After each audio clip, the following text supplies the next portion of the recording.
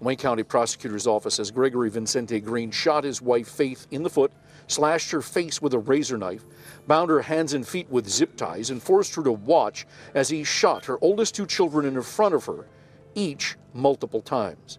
I'm convinced that you will be incarcerated for the remainder of your life. Thank you! Hold on. This is the story of Faith Harris Green, a mother of 4 who was shot alongside her 4 kids ages 4, 5, 17, and 19. They were all killed by their stepfather/father, Gregory Green, age 49. All I've ever wanted was a God-fearing helpmate that would support me and be faithful no matter what. I look at you when you appear utterly unmoved. Gregory, who killed his last pregnant wife Tonya in 1991, then got paroled in 2008 with the help of Faith's father, only to marry Faith and then kill her kids in front of her while she was shot and then bounded with duct tape in the basement. This all happened because he thought she was cheating on him and also because she filed for divorce. Hello and welcome to Twisted Crimes. Subscribe and hit the like button for more stories. This is breaking news from the 7 Action Newsroom.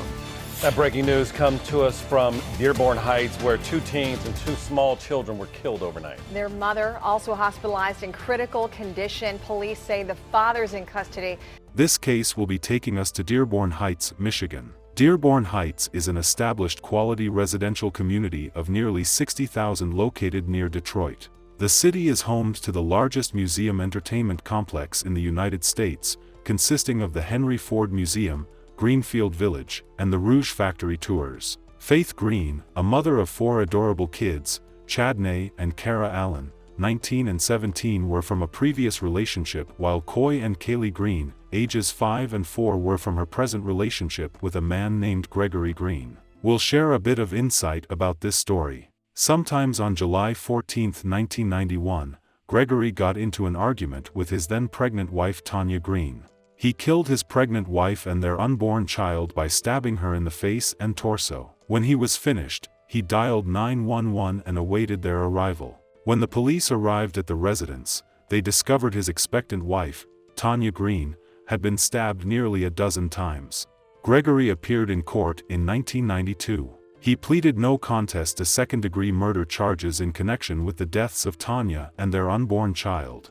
Gregory was, however, convicted and sentenced to 15 to 25 years in prison. Despite his best efforts, Gregory was denied parole 4 different times. In an effort to be granted parole, Gregory participated in several prison programs and did his best to maintain a spotless record. Then a pastor who we now know as Faith's dad wrote a letter to the board helping to secure his release in 2008 after serving 16 years. The pastor, Fred Harris, went on to say, "Gregory and I were friends before his mishap and he was incarcerated. I feel he has paid for his unfortunate lack of self-control and the damage he has caused as much as possible and is sorry." Pastor Harris believed in Green so much that after his release, Green married Faith Harris, the pastor's daughter. Faith had 2 children from a previous marriage, Chadney and Kara. She later had 2 more kids with Gregory during the marriage, Kaylee and Coy. By the end of 2004, Gregory was openly blaming his previous wife for her death. For nearly a decade, Gregory led a normal existence with his wife and children. He avoided trouble and persuaded those around him that he had truly changed.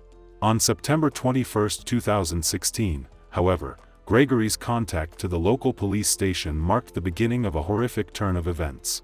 5 minutes after Green placed the 911 call, the Wayne County Police Department arrived at his home at 1:20 a.m. They discovered Faith Harris in the house basement. She was restrained with cable ties. She had been slashed across the face with a box cutter and shot in the foot, but she was still alive. Beside her were her 2 eldest children. In addition to being bound, they had died from headshot wounds. Faith told the police that she was forced to witness as Gregory executed her children by shooting them in the head. The 2 younger children were also discovered in the residence, but they had been murdered in the vehicle. Gregory placed his 2 children in the vehicle and attached a plastic tube to the exhaust. The cause of death was carbon monoxide toxicity. Gregory was taken into custody immediately without issue. This is breaking news from the 7 Action Newsroom. That breaking news comes to us from Dearborn Heights, where 2 teens and 2 small children were killed overnight. Their mother also hospitalized in critical condition. Police say the father's in custody. We're going to get right to 7 Action News reporter Shelley Childers, who's been live on the scene all morning long. Shelley, we understand the dad actually called police. So yes, that is the case out here. Police tell us this father called police, telling the dispatcher on the line, I just killed my whole family. So police came out here, and here's a look at this live scene behind us, what police are working with. It's been a pretty slow scene, a very calm and quiet scene, because police already have their suspect in custody. In fact, he was waiting for them on the porch when they got here at about 1:20 this morning. Police got inside that home, and they found 2 teenagers shot and killed. They were dead in the basement. 2 other small children in the home and a mother were taken to the hospital. Those 2 small children did die. That mother is alive. She's listed in critical condition. We're told that she was stabbed and shot. So that man gave himself up to police right away. We've been speaking with neighbors out here. They tell us that this family was quiet, that they kept to themselves. They had family functions like birthday parties, but they were a nice family, good neighbors. Here's what they had to say to us. Just 2 or 3 weeks ago, they had a birthday party. They had balloons and all that stuff out there. They've been working on the house probably the last couple of months. They had new doors, new garage door. They had a bunch of stuff done to the house. So yeah, you don't think nothing about that. So the big question out here is why? Why did he do this? Why did he attack his entire family? Children as young as 4 years old, we're hearing, died here. So police tell us they are working with a motive right now, possibly issues within the marriage. They're going through cell phones, going through those text messages, trying to find out the dynamic of the marriage to maybe help them put these pieces together. But again, they do have that suspect in custody, this father and stepfather. Police tell us this was a blended family. So the mother and father were married, but the mother was mother to 2 children and the father was father to the other 2 children, and we're still working to get the dynamics of that. We're hearing the 2 oldest kids were 17 and 19 again. Immediately after the incident, friends and family started blaming Pastor Harris for getting him out of prison in the first place. We learn how Gregory Green, the man charged with murdering his 4 children, earned his parole. Good to have you with us for Local 4 News at 6. 2 weeks to the day after the quadruple Dearborn Heights murders, and the surprises just keep on coming. Well, listen to this, Devin. Gregory Green earned his parole 8 years ago, and the help came from the now grieving grandfather. Rod Maloney joins us now. He's got this part of the story. You've been on this from the start. And can you tell us more about this new and stunning revelation? Well, yes, it turns out that Gregory Green, the man who's charged with murdering the 4 children, had a good relationship with his future father-in-law because he was also his pastor. And his father-in-law had gone to bat for him to get him out of prison on his first murder. Faith's ex and father of her 2 oldest children, Chadney Allen Sr., told Local 4 News the day after the carnage, I didn't know any of that, and I'm surprised. I'm so shocked. I'm wondering, did she know about it? You know, how could she not know about it and be involved with someone like that? She had 2 kids with the guy. Well, it turns out Faith and her family knew well Green served 16 years in state prison for stabbing his pregnant wife to death in 1996. MDOC documents chronicling Green's repeated attempts at parole show Faith's father, Apostle Fred Harris, seen here at the funeral, back to the camera and the gray hair, not only knew Green, but visited him in prison and even wrote support letters. In an August 2005 letter to the parole board, he said, quote, Gregory and I were friends before his mishap, and he was incarcerated. I feel he has paid for his unfortunate lack of self-control and the damage he has caused as much as possible and is sorry. This will not restore the lives that were taken. He will carry that with him for the rest of his life. Then the next year he wrote, quote, while interacting with Gregory, I have noticed a great deal of growth and his understanding has matured quite a bit, end quote. Meantime, Michigan Attorney General Bill Schuette is deeply concerned only 2 parole board members approved Green's 2008 parole. We'll look at it. I'm sure there are a lot of interested people looking into this, and I'll be one of those. Usually it takes 3 people to sign off on a parole, but the first 2 had actually voted the same way, which means it was an automatic win in that particular case as it pertains to just that parole. So they'll be taking a look at that. But it should be pointed out here that the father-in-law, Fred, was the pastor, and it was part of his ministry to try and help out people in prison. And when he got out in 2008, Gregory Green, when he got out, it was 2 years later that he married Fred's daughter. The investigation into the horrors inside the Greens' residence that night uncovered a sinister unfolding of events. Faith Harris's oldest son was forced to tie his sister and mother up at gunpoint. Faith was then made to sit on the basement couch and watch as her husband shot her children. During the trial, it was disclosed that Gregory planned the murder more than a week beforehand. He was at Home Depot purchasing the necessary materials to murder his family. Gregory was sentenced to 47 to 100 years in prison. He'll be 97 by the time he's eligible for parole. During the sentencing hearing, Faith, wearing a white turtleneck, spoke to her children's killer, perhaps for the last time.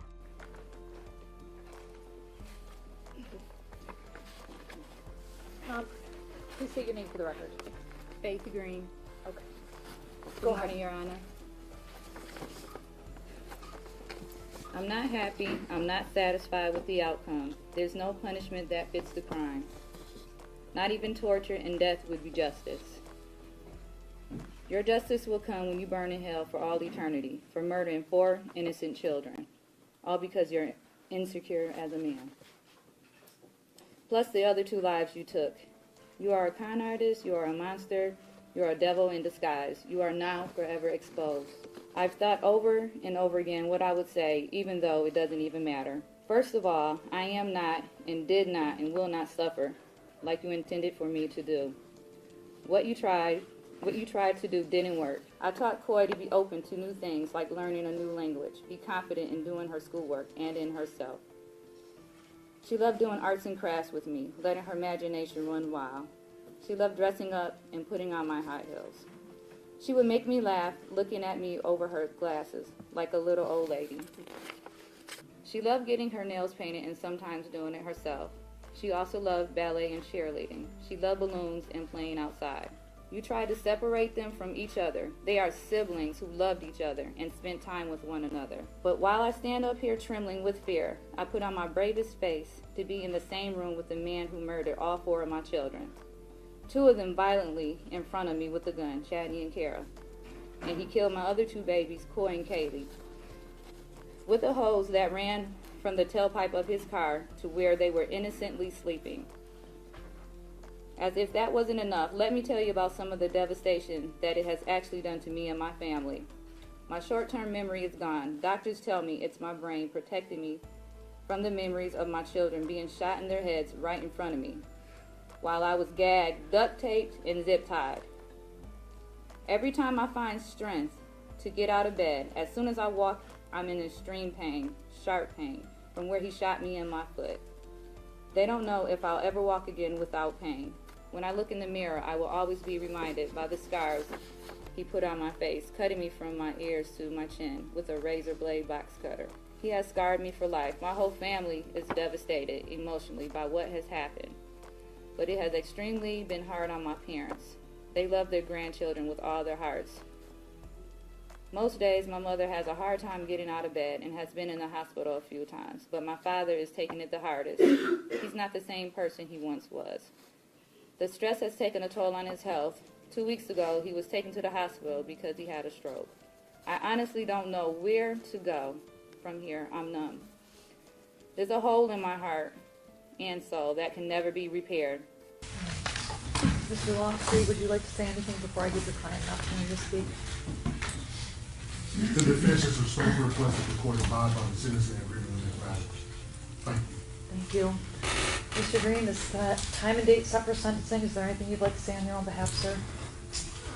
I just want to say, well, first of all, thank God, only he can judge. I do regret and I'm sorry for what has happened. All I've ever wanted was a God-fearing helpmate that would support me and be faithful no matter what, was dedicated to the whole family. That put aside, I have to be humble, very humble, because God knows the heart. He knows how regretful, how sorry I am. And even now, after all this, he still has a plan. And I'm not giving up on that plan. Because God is God. And there's not one day that go by that I don't think of my girls. Not one day, often picturing them playing and talking to their Heavenly Father. And, I pray that God be with Chad and Carol. I feel bad for how this has deeply impacted everyone. And